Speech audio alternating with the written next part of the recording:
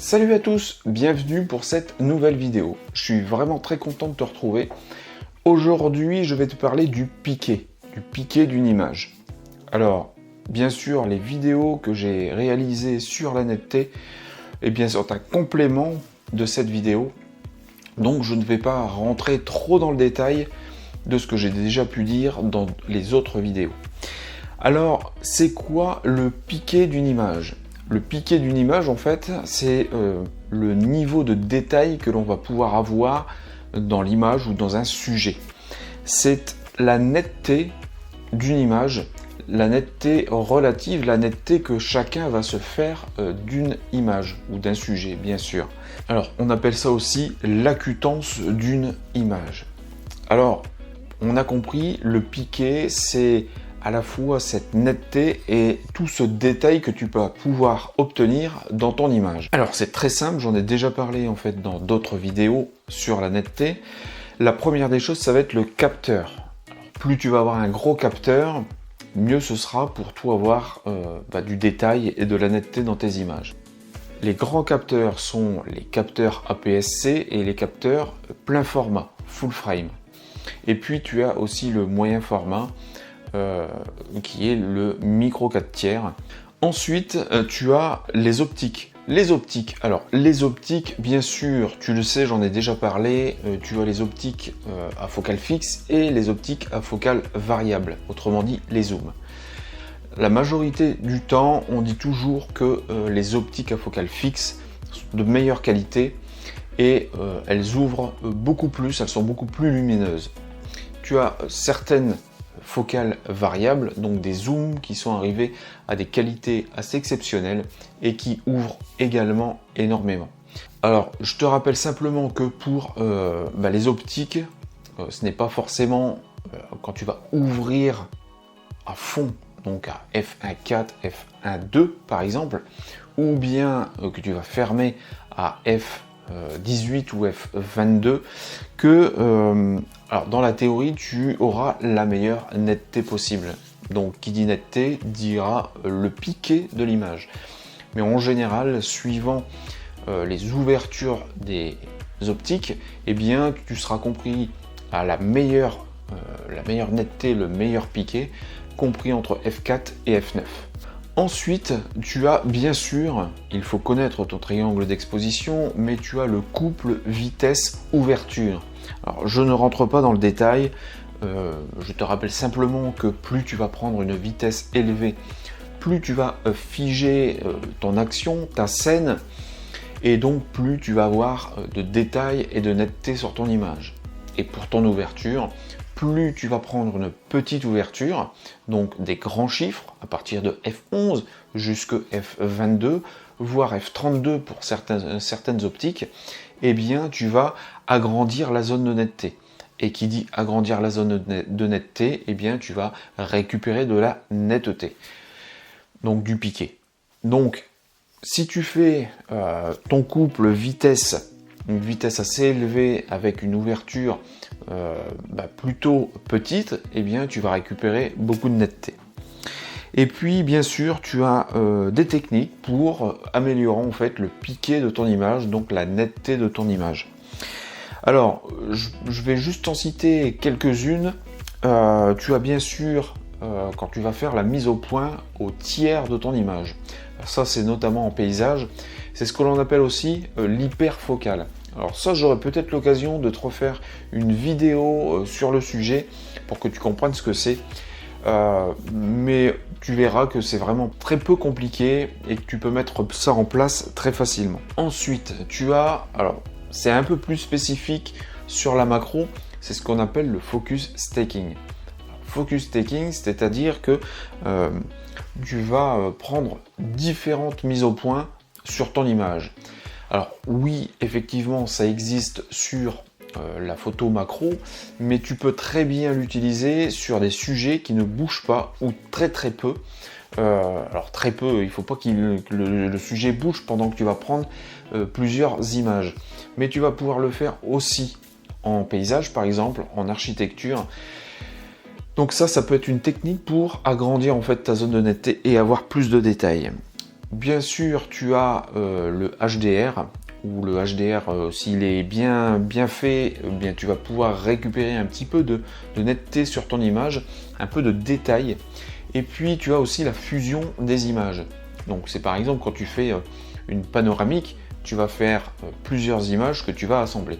Et bien pour toi récupérer de la netteté en fait sur tes images, tu vas prendre plusieurs fois la même image et tu vas la fusionner. Donc là tu ne vas pas avoir bien sûr un panorama, mais tu vas avoir une série d'images qui va être fusionnée et qui va te donner beaucoup plus de netteté et de piqué sur ton image. Et puis bien sûr, alors ça rentre un petit peu, tu peux le faire un petit peu sur le boîtier, mais aussi sur ton logiciel de post-traitement. Et donc la post-prod va te permettre aussi d'améliorer le piqué de tes images. Puisque, alors je te le rappelle quand même, c'est que il n'y a pas vraiment de netteté parfaite, même avec des objectifs très qualitatifs, même avec des boîtiers très qualitatifs, et bien tu n'auras jamais une netteté parfaite. Donc il faut que tu ramènes un petit peu de netteté en fait dans ton logiciel de post-traitement. Et puis c'est un petit peu normal aussi, puisque la plupart du temps tu vas shooter sur du fichier RAW. Donc je t'encourage à aller sur ton logiciel de post-traitement pour rajouter un petit peu de netteté. Alors, on va voir maintenant est-ce que c'est bien, est-ce que c'est pas bien d'avoir de courir après cette netteté, ce piqué dans ton image. Alors, on va commencer par ce qui est bien. En tous les cas, ce que je pense qui est bien. Alors, quand tu as vraiment une image qu'on va qualifier de piqué, eh bien tu vas pouvoir observer beaucoup de détails. Alors ça peut être vraiment très intéressant. Tu vas pouvoir voir des choses, des petits détails que tu ne peux pas voir à l'œil nu, que tu ne peux pas voir dans la vie courante, parce que en fait la scène se passe très rapidement et tu ne peux pas figer en fait, tu ne le vois pas de tes yeux, tu ne peux pas figer le mouvement.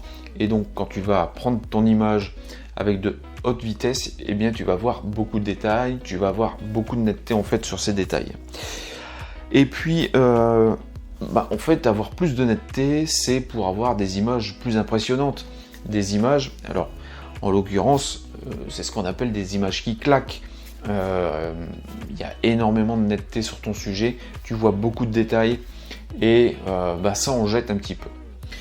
Alors, l'autre côté où ça va être un petit peu moins bien, je trouve que il y a je vois souvent passer des images avec beaucoup trop de netteté en fait. Et trop de netteté tue la netteté. Moi, j'aime bien avoir quelque chose de net, mais j'aime bien aussi avoir quelque chose de beaucoup plus doux. Et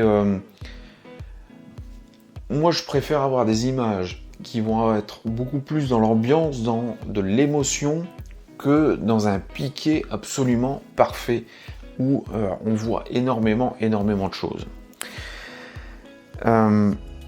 Bien sûr, on en veut toujours plus parce qu'à partir du moment où on commence à avoir des images bien nettes, eh bien, on veut toujours aller dans le plus net. Et ça, je trouve que c'est un petit peu dommage.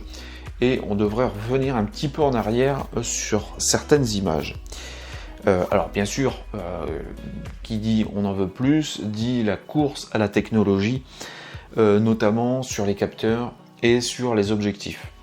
Alors les objectifs à l'heure actuelle sont franchement d'une qualité assez exceptionnelle, même parfois ils peuvent être un petit peu trop piqués d'ailleurs, mais je pense qu'on a largement de quoi faire avec l'ensemble du pack d'objectifs qu'on peut se procurer pour nos appareils photo. Alors pour les capteurs, eh bien oui, c'est toujours la course à beaucoup plus de pixels. Alors bien sûr, plus tu vas avoir de pixels et plus tu vas avoir du détail. Et alors qui dit plus de détails dit aussi plus de post-traitement. Et je pense notamment sur de la photo de portrait ou de la photo sociale, la photo de mode, où lorsque tu vas avoir énormément de pixels, et bien forcément tu vas avoir un peu plus de retouches parce que tu vas avoir beaucoup plus de petits défauts en fait sur la peau de tes modèles. Donc Est-ce que c'est bien, est-ce que c'est pas bien? Moi je trouve que il y a une petite limite à avoir et je pense qu'un petit peu moins de pixels ça pourrait être correct. Et puis il y a aussi souvent dans les techniques que je t'ai présentées pour avoir plus de piqué, plus de netteté, eh bien il y a des photographes qui vont en utiliser plusieurs, mais ils vont en utiliser plusieurs et mal, et ça va se voir. Et je suis désolé, c'est vrai que là, sur ces images, ça va être dégueulasse, quoi. C'est pas beau. Et puis alors là, franchement, quand tu as beaucoup trop de netteté en fait, et où ça se voit vraiment fort, en fait, le piqué, ça pique les yeux, quoi. Donc, moi, je suis pas pour. Voilà, tout simplement. Alors, je profite de cette vidéo, comme je te l'avais dit sur Instagram, pour répondre à 2 questions. Alors, ça tombe bien parce que les 2 seules questions que j'ai pu avoir, en fait, c'est sur le même sujet. Alors, c'était Stuffy qui m'avait posé la question c'est quoi ton matos? Et puis, il y avait Cindy qui m'avait demandé comment tu as choisi ton appareil photo. Alors, pour répondre à ces 2 questions, je vais essayer d'être assez succinct parce que sinon je vais pouvoir en parler pendant des heures et des heures. Je vais te présenter en fait le matériel que j'ai, donc boîtier et objectif, et puis je vais te dire pourquoi j'ai ça et pourquoi j'ai évolué comme ça. Alors c'est une première parce que j'en avais encore jamais parlé en vidéo. Donc c'est parti. Alors le premier appareil que j'ai eu c'est le Canon 600D. Alors c'était à l'époque en fait le haut de gamme de l'entrée de gamme. Donc c'était un boîtier avec le 1855 qui devait être aux alentours des je pense des 700 euros, un truc comme ça, 600-700 euros. Voilà, alors j'ai commencé avec celui-là, franchement très bien, pour démarrer c'était vraiment très très bien. Alors j'étais avec les objectifs, que je te le dise quand même, alors je ne l'ai pas ici puisque l'objectif est sur mon 70D, donc c'est le 1855. Alors j'avais une première version, non je ne l'ai pas là, elle est rangée.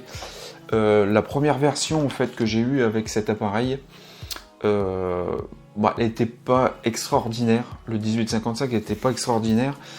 En fait, les images avaient beaucoup de problèmes de netteté en fait sur l'extérieur en fait de la photo.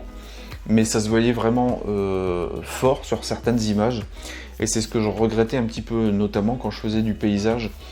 J'avais le centre qui était net, mais plus tu t'éloignais en fait du centre et plus ça devenait vraiment flou et ça faisait vraiment pas terrible. Ensuite, donc avec cet appareil, j'ai eu le 50 mm 1.8. Alors ça c'est une optique assez incroyable qui fait des photos assez hallucinantes pour à l'époque c'était un petit objectif qui valait une centaine d'euros. Donc ça c'était très bien. Et puis j'ai eu le zoom 55-250. Donc 55-250, très bon objectif. J'ai été étonné d'ailleurs plusieurs années après où je l'ai retrouvé en magasin et il était toujours à un prix de 320 euros à peu près. Et franchement, j'ai commencé avec ça et j'ai réussi à faire des images assez incroyables. J'aurais pas pensé pouvoir faire ça avec du petit matériel comme ça. Donc c'est pour ça que je t'encourage aussi dans mes vidéos à essayer de travailler quand tu démarres avec de l'entrée de gamme, parce que pour quelques centaines d'euros, moins de 1000 euros, en fait, tu peux vraiment déjà démarrer et faire de belles images. Alors, cet appareil, je l'ai eu pendant quelques années. Je voulais racheter du matériel parce que effectivement, je voulais passer à quelque chose d'un petit peu plus perfectionné et de pouvoir faire mes images plus facilement. parce que j'arrivais à les faire, mais je voulais un boîtier un petit peu plus évolué pour que ça soit un peu plus simple. Donc, et puis, ce que je n'ai pas dit, c'est que j'ai la molette pour changer, alors sur Canon, je crois que c'était l'ouverture. En fait, elle est cassée, elle ne fonctionne plus. Donc c'était un peu embêtant parce que j'étais obligé d'aller dans les menus pour changer mes paramètres. Donc j'ai investi sur le Canon 70D. Donc là, je suis passé sur de l'expert. Donc c'est ce que je voulais, hein. Je voulais un boîtier un petit peu plus performant et j'ai gardé en fait le même pack d'objectifs. Sauf que quand j'ai acheté le 70D, je l'ai acheté avec le 18-55 ISTM qui avait été réalisé, le pack avait été réalisé pour de la vidéo, et donc comme ils avaient amélioré l'objectif pour la vidéo, ça a été amélioré pour la photo. Et là, avec celui-là, eh bien, j'ai encore un petit peu de flou sur les extérieurs, sur du paysage par exemple, mais c'est beaucoup moins, et franchement, il faut vraiment avoir l'œil pour voir qu'il y a vraiment un souci de netteté en fait sur les externes. Donc pour moi, c'était très très bien. Alors ça, je l'ai eu pendant 2 ans, je crois, et puis après, je suis passé sur du plein format. Alors ici, c'est un petit peu particulier, tout simplement parce que j'ai quelqu'un en fait dans la famille qui est décédé, et la femme de ce monsieur a pensé à moi avec son matériel photo. Alors je t'avoue que les premiers temps, ça m'a un petit peu ça m'a fait un petit peu quelque chose, parce que je me suis dit ouais, mais je vais profiter en fait. Et puis en discutant un petit peu avec d'autres photographes, ils m'ont dit non, en fait c'est pas que tu vas profiter, c'est que tu vas faire vivre en fait le matériel.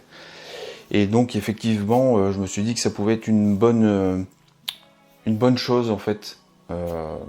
Et donc je suis donc passé sur la Nikon, et donc c'est le D810. Et donc là c'était du plein format semi-pro, on va dire, avec un pack d'objectifs assez impressionnant. Donc le macro 105 f2.8, le 35 mm 1.4, donc ça pour du portrait. Alors je fais tous mes portraits quasiment qu'avec ces deux objectifs là. J'ai le 10-20 de chez Sigma qui ouvre à 3.8 si je ne m'abuse. Je ne sais plus où est-ce que c'est marqué, mais je crois que c'est ça. Alors lui, j'aime bien en fait la focale. Alors bien sûr, ça c'est un objectif qui est normalement fait pour un APS-C et pas pour un plein format. Ce qui fait que je ne peux pas l'utiliser entièrement. Je suis obligé de passer en fait chez Nikon sur un crop factor de 1.5, voire de 1.2, pour pouvoir l'utiliser. Alors le 1.2 entre 14 mm et 20 mm. Parce que bien sûr, comme il est fait pour un APS-C, si je vais à 10 mm, en fait, je vais avoir du vignettage autour et ça ne va pas faire beau. Alors lui, j'ai un petit problème avec, c'est que j'ai beaucoup, alors comme le 18-55 de première génération, je n'arrive pas à voir des choses très très nettes avec. Donc j'ai déjà essayé de faire les micro-réglages dessus, mais pour l'instant j'ai abandonné et je reviendrai dessus un peu plus tard. J'ai le Nikkor 70-300 5.6, voilà celui-là, et puis en fait j'ai le dernier qui est le 50-500 qui ouvre à 6.3. Donc je crois qu'en fait celui-là c'était la première génération d'objectifs chez Sigma, dans la lignée maintenant du 150-600 ou du récent, il y a quand même 2 ans, un bon 2 ans, parce que je l'avais vu à Paris, au salon de la photo à Paris, le 60-600. Donc c'était assez énorme. Donc voilà, donc tu vois que je suis passé chez Nikon, c'était pas ce que je voulais forcément, et puis je me suis bien habitué. Je dois dire que franchement c'est du super bon matos, on fait des super belles photos avec, et en fait on s'éclate. Voilà, donc pour répondre à la question, pourquoi j'ai choisi ce matériel? Alors le 70D, tout simplement parce que je voulais juste évoluer un petit peu dans la simplicité de faire mes images. La deuxième chose que j'aurais faite, c'est d'acheter des optiques de meilleure qualité, et je pense que je vais acheter des optiques un petit peu meilleures pour mon Canon 70D, qui seront un peu différents de ce que je fais avec le Nikon. Et puis éventuellement peut-être par la suite évoluer vers de l'hybride. On verra. Là pour l'instant le réflexe, je suis assez content, et puis j'aime bien cette prise en main. C'est assez gros, c'est lourd, j'aime bien, mais peut-être qu'à l'avenir je passerai à l'hybride. Voilà, et j'ai répondu aux 2 questions. J'espère que les réponses auront été à la hauteur. Dans la description, tu peux retrouver le premier lien. Ce sont mes emails privés que j'envoie 2 fois par semaine, le mardi et le vendredi en général. Parfois, je peux sauter un petit peu une journée ou 2, ou 2 semaines. Ça peut dépendre dans l'année. Et où tu vas recevoir en fait de la motivation, de l'inspiration, des conseils, et puis je te raconterai des petites histoires qui me sont arrivées et qui pourront te faire progresser en photographie. Tu retrouves aussi tous les autres liens pour découvrir mon travail, et puis moi je te dis à la prochaine, ciao!